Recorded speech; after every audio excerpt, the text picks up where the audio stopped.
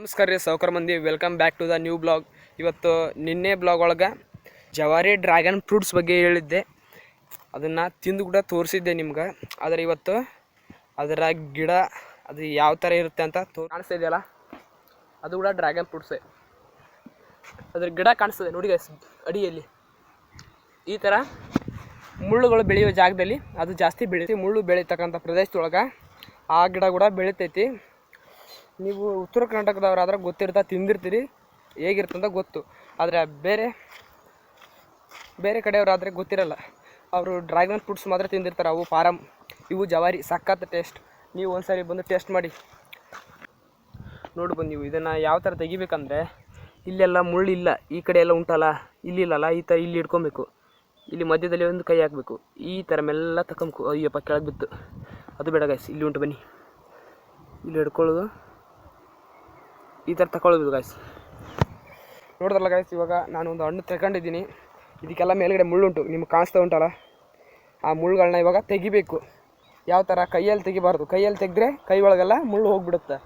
ಅದನ್ನು ಇಲ್ಲೊಂದು ಗಿಡ ಉಂಟು ಗಾಯ್ಸ್, ಆ ಗಿಡದ ತಪ್ಪಲನೆಲ್ಲ ಹರ್ಕೊಂಡು ಇಲ್ಲಿ ತೋರಿಸ್ತೀನಿ ನೋಡಿ ಗಾಯ್ಸ್ ನಿಮ್ಗೆ. ಇಲ್ಲಿದೆಲ್ಲ ಈ ತಪ್ಪಲ, ಇದನ್ನು ಈ ಥರ ಕೆಳಗೆ ಹಾಕ್ಬಿಟ್ಟು ಈ ತಪ್ಪಲನ ಮುರ್ಕೊಳ್ಳಿ. ಒಂದು ಸ್ವಲ್ಪ ಮುರ್ಕೊಂಡು ಇದನ್ನು ಹೊಡಿಬೇಕು. ಈ ಥರ ಹೊಡೆದ್ರೆ ಎಲ್ಲ ಮುಳ್ಳುಗಳು ಹೋಗ್ತವೆ ಗಾಯ್ಸ್. ಮುಳ್ಳು ಹೋಯ್ತು ಅಂತ ಅನ್ಕೋತಿದ್ದೀನಿ. ನೋಡ್ಬೋದು ನೀವು, ಮುಳ್ಳೆಲ್ಲ ಕ್ಲೀನಾಗಿ ಹೋಗಿದೆ. ಇವಾಗ ಇದನ್ನು ನಾವು ಮತ್ತೆ ಸ್ವಲ್ಪ ಕ್ಲೀನಾಗಿ ಒರೆಸ್ಕೊಳ್ಬೋದು. ಇದಕ್ಕೆ ಈ ಥರ ಒರೆಸಿ ಆದಮೇಲೆ ಇದನ್ನು ತಿನ್ನಬೇಕಲ್ಲ. ಇದೇ ಥರ ಆದಮೇಲೆ ಹಂಗೆ ತಿನ್ನಬಾರ್ದು, ಇದ್ರ ಒಳಗಡೆ ಇರುತ್ತೆ ತಿನ್ನೋದು.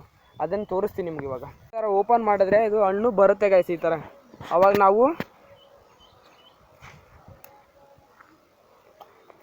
ಈ ಥರ ತಿನ್ಬೋದು. ಸಿಕ್ಕಾಪಟ್ಟಿ ಬೀಜ ಇರ್ತಾವ. ನೀವು ತಿನ್ನುವಾಗ ಹುಷಾರಾಗಿ ತಿನ್ನಿ ಗಾಯ್ಸ್, ಯಾಕಂದರೆ ಬೀಜ ಎಲ್ಲಿಗಾರ ಹೋಗ್ಬಿಟ್ಟು ಸಿಕ್ಕಾಕೊಂಡ್ರೆ ಕಷ್ಟ ಆಗುತ್ತೆ.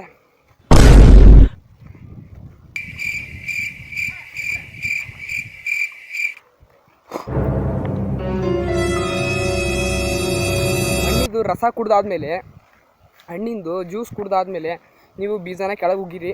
ನೋಡಿ, ನನ್ನ ಕೈ ಇವಾಗ ಸಿಕ್ಕಾಪಟ್ಟಿ ರೆಡ್ ಆಗಿದೆ, ಅಂದರೆ ರಕ್ತ ಟೈಪ್ ಆಗ್ಯದ ನೋಡಿ ಗೈಸ್. ಇದನ್ನು ಈ ಥರ ಚೀಪಬೇಕು. ಸಖತ್ ಟೇಸ್ಟ್ ಉಂಟು ಗೈಸ್. ಇದು ಸಿಕ್ಕಾಪಟ್ಟಿ ಸ್ವೀಟ್ ಉಂಟು. ಅದಕ್ಕೆ ನಾನು ಇನ್ನೊಂದು ತಿನ್ನಬೇಕು ಅನ್ನಿಸ್ತಾ ಇದೆ.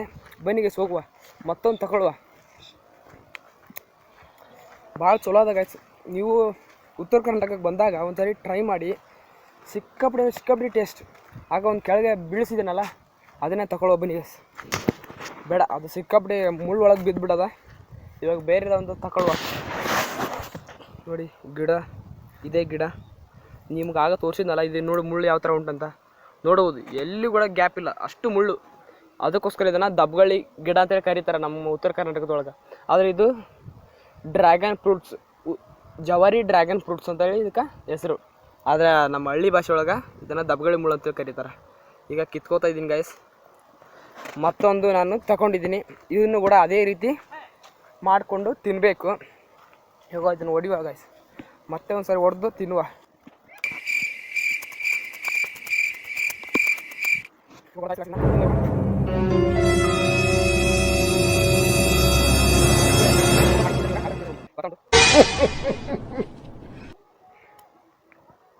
ಸಖತ್ ಗಾಯ್ಸ್.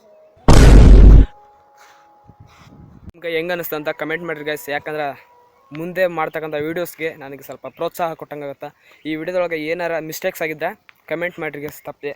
ಹಂಗೆ ಈ ವಿಡಿಯೋ ನಿಮ್ಗೆ ಇಷ್ಟ ಆದರೆ ಲೈಕ್ ಮಾಡಿರಿ, ಇಲ್ಲಪ್ಪ ಅಂತ ಡಿಸ್ಲೈಕ್ ಮಾಡಿರಿ. ಸಬ್ಸ್ಕ್ರೈಬ್ ಅಂತೂ ತಪ್ಪದೆ ಮಾಡ್ಕೊರಿ. ಇದೇ ಥರ ವೀಡಿಯೋಸ್ ಬರ್ತಾ ಇರ್ತಾವೆ.